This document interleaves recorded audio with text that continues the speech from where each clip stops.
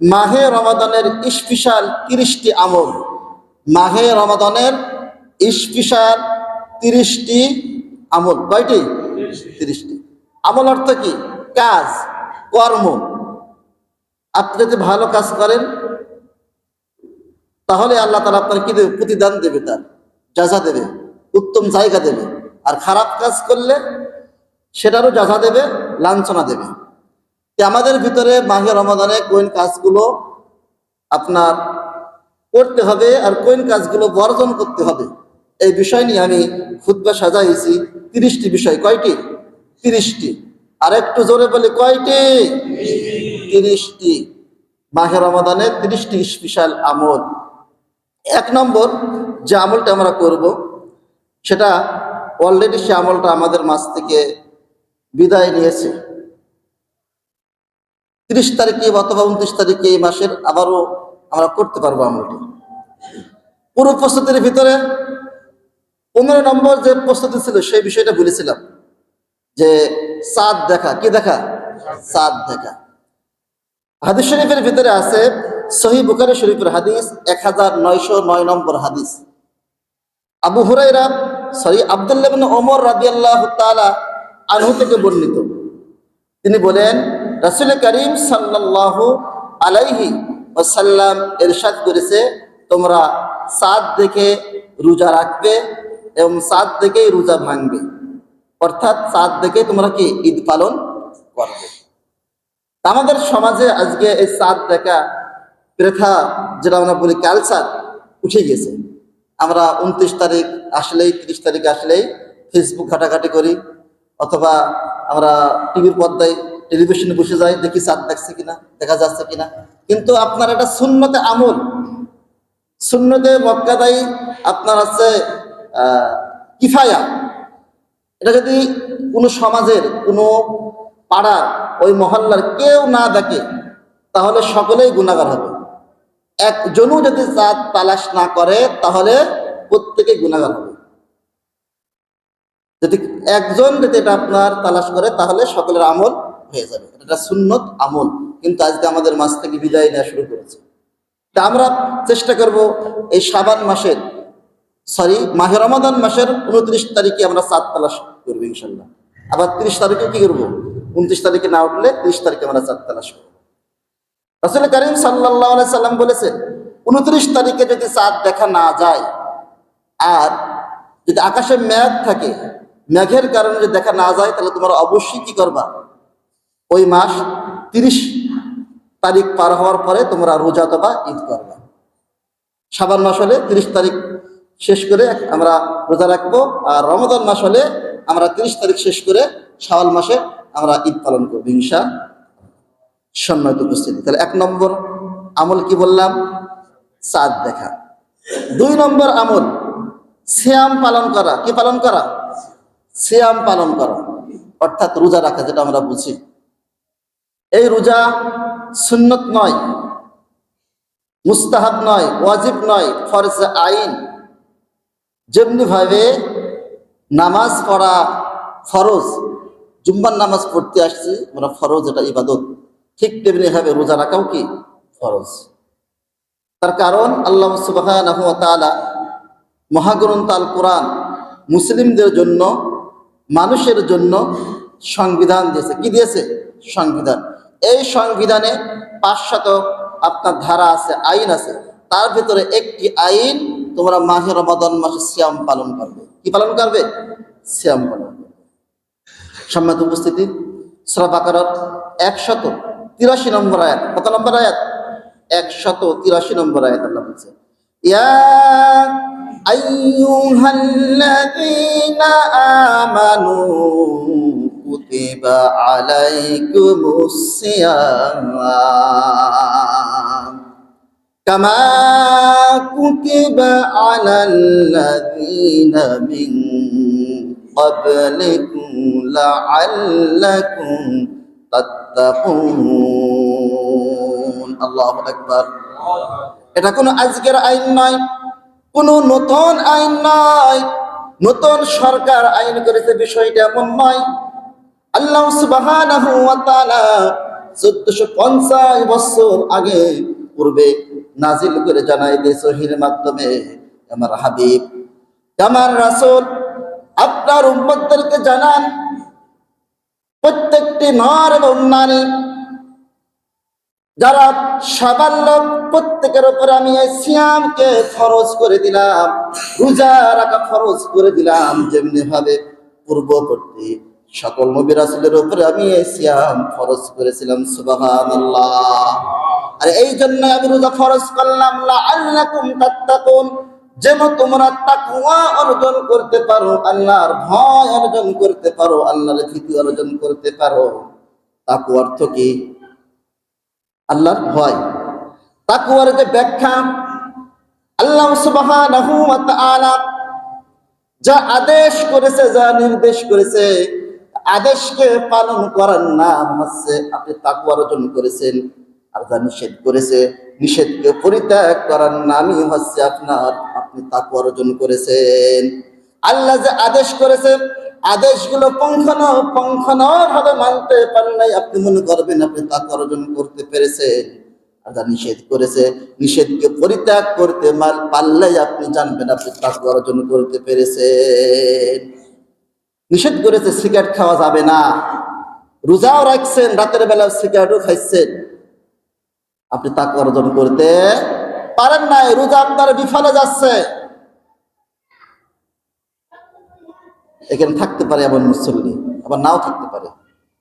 বিশেষভাবে অনুরোধ করব, যাদের ভিতরে ক্যান্সার আছে, দিনের বেলায় সিগারেট খেলে রোজা ভঙ্গ হয়ে যাবে, রাতের বেলায় খেলে সমস্যা নয়, কিন্তু আল্লাহ তাআলা এটা হারাম করেছে। এটা কি বলেন তো? হারাম। আপনি দিনের বেলায় পানাহার করছেন না, রোজা রাখছেন, সিগারেট ধূমপান করছেন না, কিন্তু ইফতারের পরে সিগারেট আপনার না খেলে, ধূমপান না করলে ভালো লাগে না। আপনি নামাজ পড়তে আসছেন, মুখে গ্যাস গন্ধ নিয়ে, আপনার কাছে ফেরেশতাই আসছে না, ঠিক কিনা বলে? অতএব যেই রোজার দিনের বেলায় আপনার পানাহার করা, যে সিগারেট হারাম, ঠিক ইফতারের পরে পানাহার করা আপনার জন্য হারাম। আপনি পানাহার করেছেন ইফতারের পরে, আপনি তাকওয়া অর্জন করতে পারেন নাই। তাকওয়া মানে তো আল্লাহ যা আদেশ, আদেশকে মানা, তা নিষেধকে পরিত্যাগ করে নামই তো তাকওয়া। সম্মানিত উপস্থিতি, এই রোজা কোনো সুন্নাত, মুস্তাহাব, ওয়াজিব নয়, ফরজ আইন। আমরা কোরআন থেকে দলিল পেলাম, সূরা বাকারার 183 নম্বর আয়াত। হাদিস শরীফের ভিতরে আপনার দলিল আছে, রেফারেন্স আছে। কোরআনের স্যার কোনো বড় রেফারেন্স লাগে না। তারপর একটি হাদিস আব্দুল্লাহ ইবনে ওমর রাদিয়াল্লাহু তাআলা আনহু থেকে বর্ণিত, হাদিসটি সহিহ বুখারী শরীফের ভিতরে আছে, সহিহ মুসলিম শরীফের ভিতরে আছে, সহিহ বুখারী শরীফের 8 নম্বর হাদিস। কত নম্বর হাদিস? 8 নম্বর হাদিস। বুনিয়াল ইসলাম আলা খামসিন শাহাদাত আল্লা ইলাহা ইল্লাল্লাহ ওয়া আন্না মুহাম্মাদুর রাসূলুল্লাহ ওয়া ইকামিস সালাহ ওয়া ইতাইজ যাকাত ওয়াল হজ্জ সাওম রমাদান। মুত্তাফাকুন আলাইহি। হাদিসটি সহিহ বুখারী শরীফের হাদিস, মুসলিম শরীফের হাদিস। আব্দুল্লাহ ইবনে ওমর রাদিয়াল্লাহু তাআলা আনহু থেকে বর্ণিত, তিনি বলেন, বিশ্ব নবী জনাব মুহাম্মদ রাসূলুল্লাহ সকলে করে সাল্লাল্লাহু আলাইহি সাল্লাম ইরশাদ করেছেন, মানুষের আল্লাহ সুবহানাহু ওয়া তাআলা এই পৃথিবীতে মুসলমানদের, মানুষের জন্য ইসলামের ইসলামের স্তম্ভ, খুঁটি, পিলার দিয়েছে 5টি। কয়টি? আমাদের জন্য স্তম্ভ কয়টি? মুসলমানদের জন্য কয়টি? ইসলামের কয়টি? আমি এইভাবে এই জন্যই বললাম, ইসলামের কিন্তু আমি মানি না, ইসলামের কিন্তু আমি তো মানি না। যদি না মানেন আপনি মুসলিম নয়। আপনি কি নাই? শুধু মুখী মুসলমান দাবি করলে হবে না, কাটলেই মুসলমান হওয়া যায় না, সার্টিফিকেট থাকলেই মুসলমান হওয়া যায় না, ন্যাশনাল আইডি কার্ড থাকলেই মুসলমান হওয়া যায় না। 5টি পিলার দিয়েছে, খুঁটি দিয়েছে, এগুলো আঁকড়ে ধরতে হবে, মানতে হবে, গ্রহণ করতে হবে, স্বীকার করতে হবে, মুখ দিয়ে উচ্চারণ করে বলতে হবে, আমলে নিতে হবে, তাহলে আপনি মুসলিম, নতুবা মুসলিম না। কেউ যদি রোজাকে অস্বীকার করে তাহলে সে কাফের। সে কি? কাফের। কেউ যদি অস্বীকার করে না কিন্তু রোজা রাখে না, জানে রাখতে হবে, সে দুঃখ প্রকাশ করছে, সে কবিরা গুনাহ করেছে। কি গুনাহ করেছে? কবিরা গুনাহ করেছে। কিন্তু আল্লাহ তাআলা যদি মাফ না করে, তওবা নসুহ না হলে সে জাহান্নামে যাবে। আপনি মুসলমান দাবি করবেন, রোজা রাখবেন না, আল্লাহ তাআলার এই মুসলমানের প্রয়োজন নাই। যেমনি ভাবে আপনার শক্ত হয়ে যাবে, তারপর বলতে চাই, আমার এই আলোচনা নিয়ে ইতিপূর্বে দুইটা মসজিদে আমার অনেকে আলোচনা করে কথোপকথন হয়েছে। যে বিষয়টা আমি বলতে যাচ্ছি, শুয়োরের গোশত খাওয়া কি? মানুষের পায়খানা খাওয়া কি? এটা সবাই তো বিশ্বাস করেন। যদি কেউ দিনের বেলায় মুসলমান দাবি করে কিন্তু সুস্থ শরীরে সাবাল্যক বয়সে পানাহার করে, যেমনি হবে শুকুরের গোশত খাওয়া হারাম, পায়খানা খাওয়া হারাম, ঠিক তিনি দিনের বেলায় সেমন খাবার খেয়েছে, কিন্তু এটা হারাম খেয়েছে। কি খেয়েছে?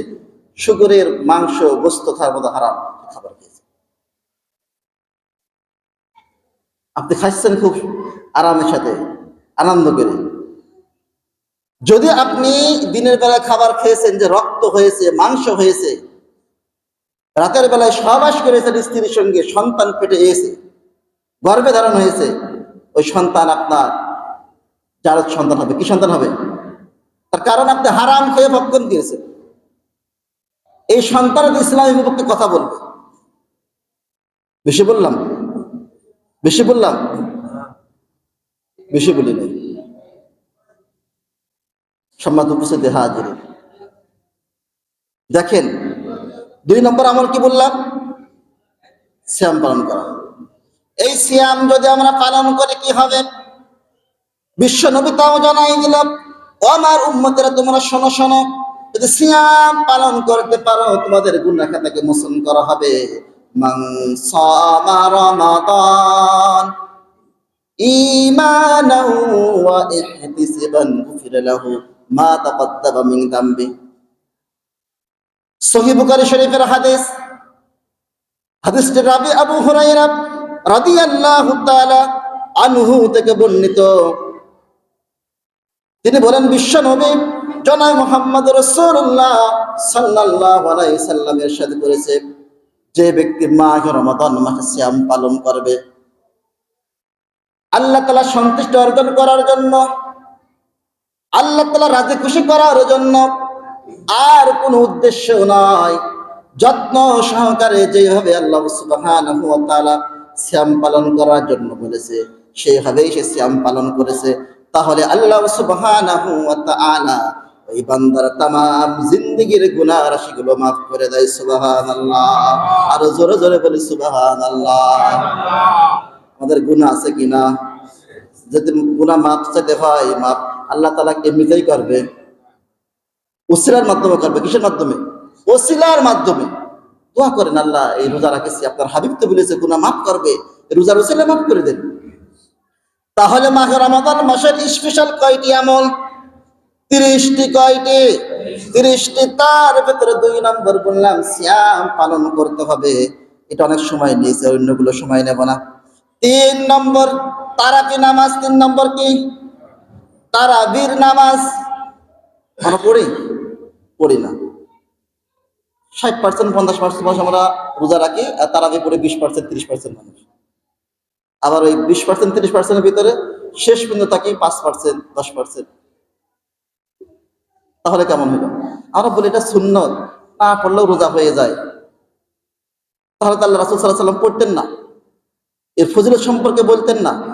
ওমর রাদিয়াল্লাহু তাআলা আনহু জামাতের সঙ্গে পড়ার জন্য নির্দেশ দিতেন না? একাধারে 30 দিন ওমর রাদিয়াল্লাহু তাআলা আনহু পড়তেন না? তিনি ইমাম নির্ধারণ করতেন না? করতেন না। তাহলে অবশ্যই জরুরি।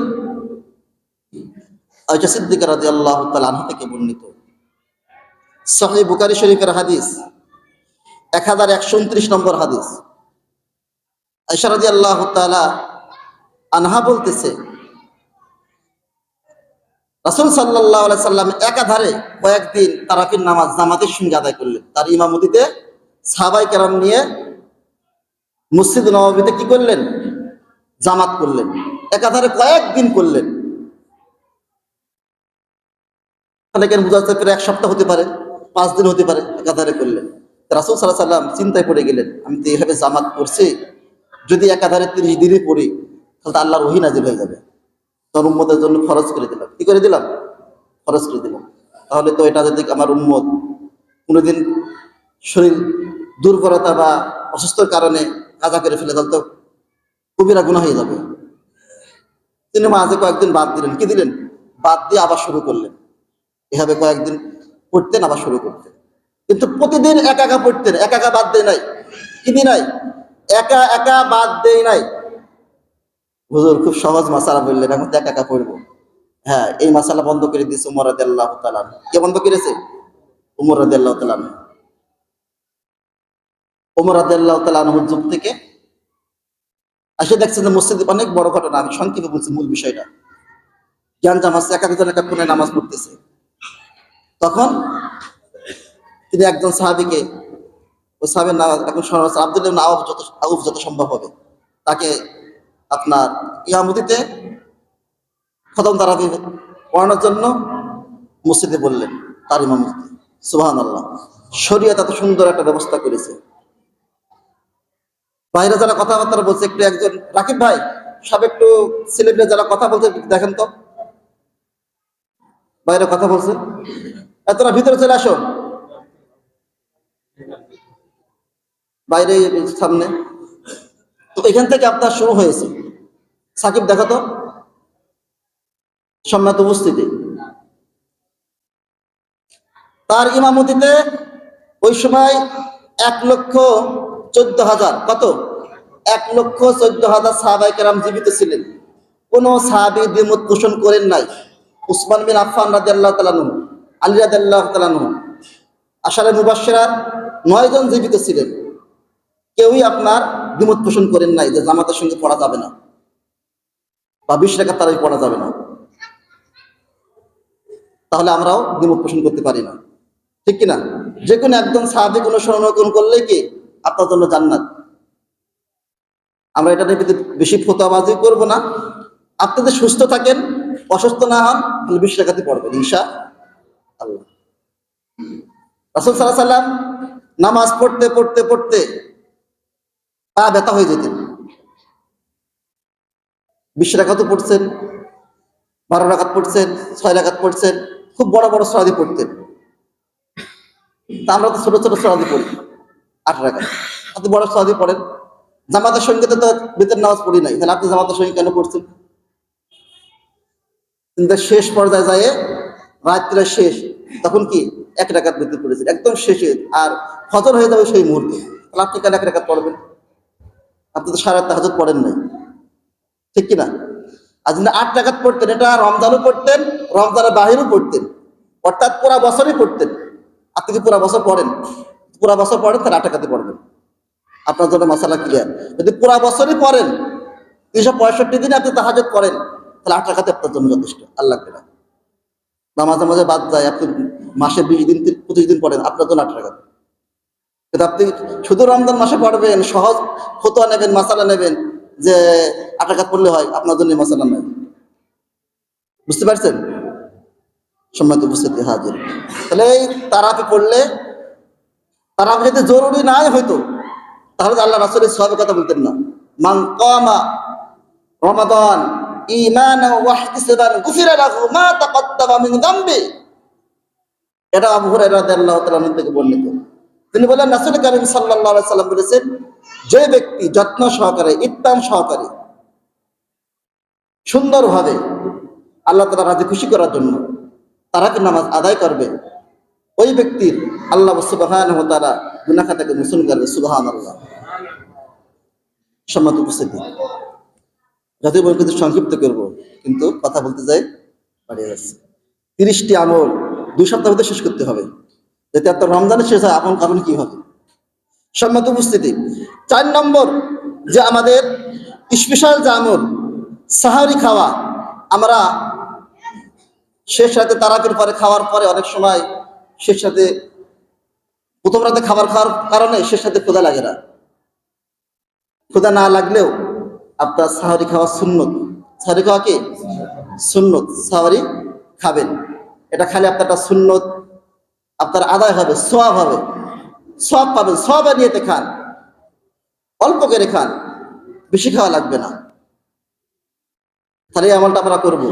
যতই আমাদের কি পেটের ভিতরে সমস্যা থাক, অল্প হলেও কি আমরা সাহরি খাবো, এটা সুন্নত। সুন্নত হিসাবে সওয়াবের নিয়তে আমরা সাহরি খাবো ইনশাআল্লাহ। সম্মানিত উপস্থিতি, 5 নম্বর যে আমল আমাদের, সাহরি আমরা শেষের দিয়ে খাবো, অর্থাৎ ফজরের আগ মুহূর্তে।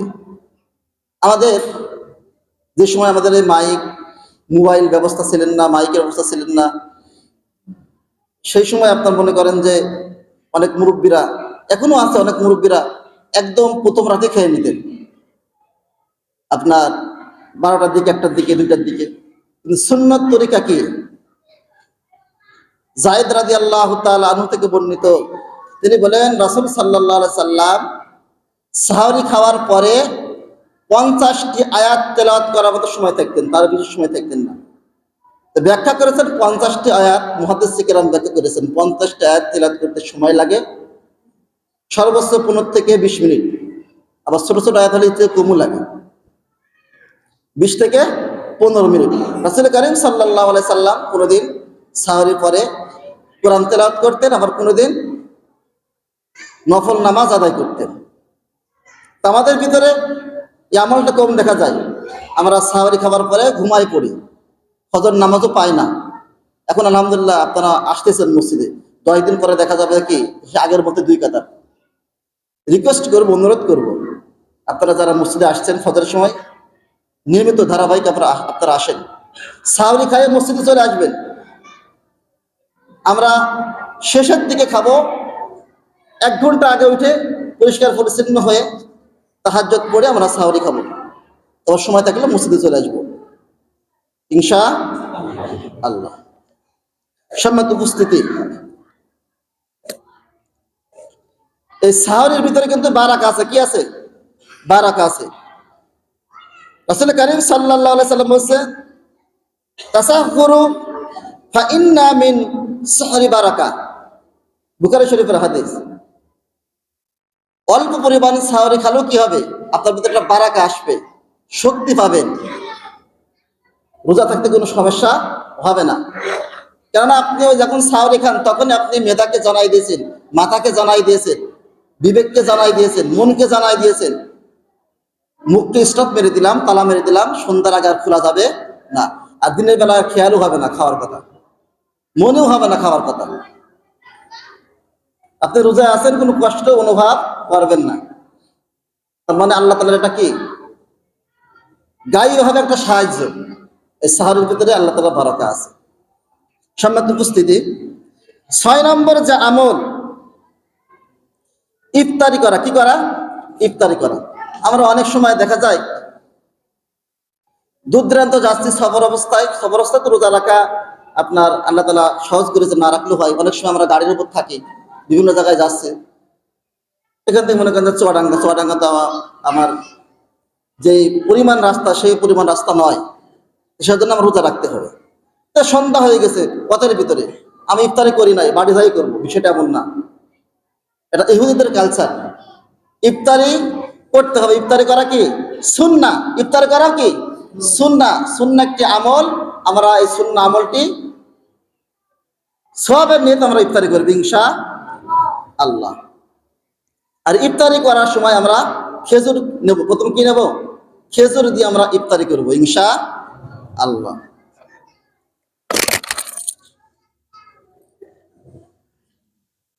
8 নম্বর যে আমল, ইফতারি করতে হবে তাড়াতাড়ি। কি করতে হবে? তাড়াতাড়ি করতে হবে। কোন আজানের আগে নাকি? আজানের আগে নয়।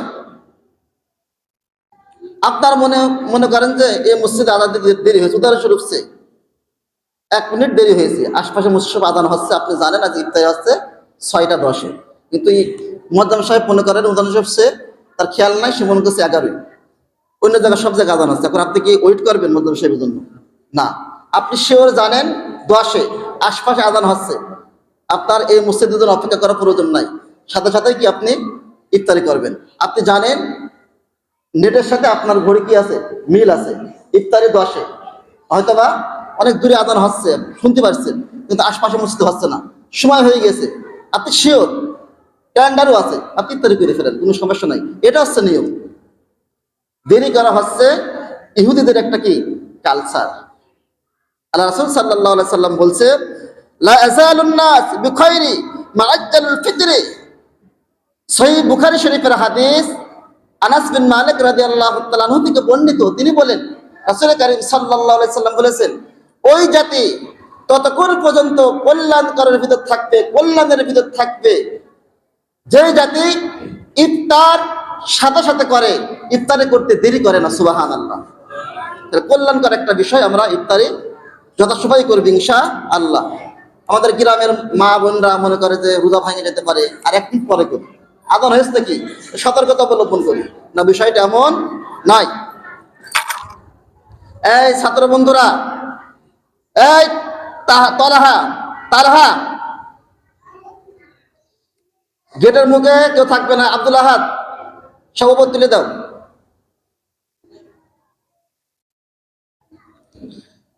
এর আগে বলেছিলাম যে আপনার আপনার সন্তানকে পাশে নিয়ে বসবেন, আপনার সন্তানকে আপনি সাথে করে নিয়ে আসবেন, নিয়ে পাশে বসাবেন, সম্মানিত উপস্থিতি। তাহলে 8 নম্বর যে আমল, ইফতারের দোয়া। 8 নম্বর কি? ইফতারের দোয়া।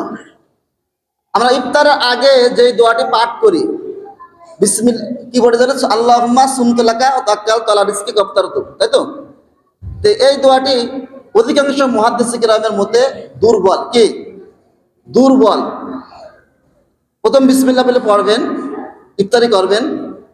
আমি করতে নিষেধ করছি না, এই দোয়াটা পড়তে নিষেধ করছি না, একটু দুর্বল আছে। কিন্তু মূল যেই দোয়া, প্রথমে বিসমিল্লাহ বলতে হবে পুরাপুরি, বলার পরে ইফতারি শেষে একটি দোয়া আছে। এই দোয়াটি সহিহ বুখারী শরীফের হাদিস, সুনান আবু দাউদ শরীফের হাদিস। দোয়াটি হচ্ছে, জাহাবাজমু আবতালিল লাতি উরুক সাবাতাল্লাতিল আজরু ইনশাআল্লাহ। এই দোয়াটি আমরা গতদিন আমি ছাত্রদের মুখস্থ করাইছি, যারা মক্তবে আসে বিকেলে। এই দোয়াটি আমরা ইনশাআল্লাহ পাঠ করব। এর অর্থ হচ্ছে, আল্লাহ আপনি আমার পিপাসা দূর করেছেন, আমার শিরা উপশিরায় শক্তি প্রদান করেছেন, শক্তি দিয়েছেন। আপনি ইচ্ছা করলে এর প্রতিদান দান করতে পারেন। সুবহানাল্লাহ। আমরা এই আমলটি করব ইনশাআল্লাহ। 9 নম্বর যে আমল, আমরা সাহারি করব খেজুর দিয়ে। কি দিয়ে? আমরা জানি ইফতারি করতে হয় খেজুর দিয়ে, কিন্তু অনেকে জানি না যে সাহারি করতে হয় খেজুর দিয়ে। নি'মা সাহারু মুমিনিত তামার, সহিহ হাদিস। রাসূল কারীম সাল্লাল্লাহু আলাইহি সাল্লাম বলছেন, মুমিনের জন্য সবচেয়ে উত্তম সাহারি হচ্ছে খেজুর। কি? খেজুর। আর খেজুর দিয়ে আমরা সাহারি করব। শেষে আমরা 2টা 4টা, বেশি না থাকলে একটা আমরা খেলাম, তাই পানি খেলাম। আমরা চেষ্টা করবো ইনশাআল্লাহ। কত নম্বর বললাম? 9 নম্বর। 10 নম্বর যে আমরা যে আমলটা করব, 10 নম্বর আমল হচ্ছে আমরা দান করব। কি করব? দান করব। আজকে 11টা বলে শেষ করবো, এরপরে একটা বলবো ইনশাআল্লাহ। রমজান মাসে সবচেয়ে উত্তম দান, বাকি 11 মাসে যে দান করবেন তার চেয়ে ফজিলতপূর্ণ দান হচ্ছে কি? মাহে রমাদান মাসে দান করা। হাদিস শরীফে আছে, আফদালুস সাদকা রমাদান আল সাদকা, আফদালুস সাদকা সাদকাতুল রমাদান।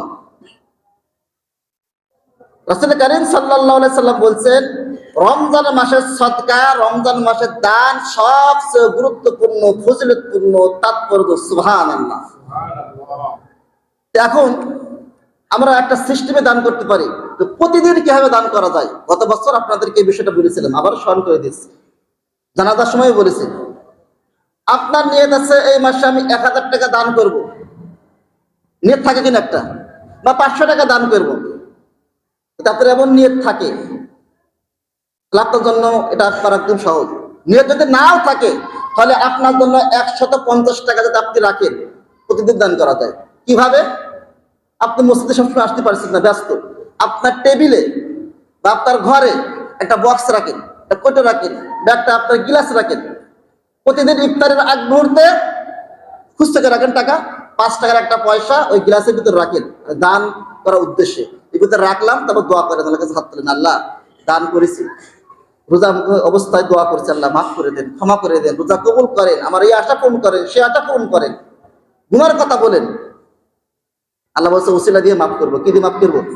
ওসিলা দিয়ে। তো সেই জন্য আপনার যখন রোজাটা ভাঙবেন তার আগ মুহূর্তে যখন আপনি দান করেছেন, এমন অবস্থায় ফেরেশতারা কি আপনার আমল নামায় সওয়াব লেখে। সুবহানাল্লাহ।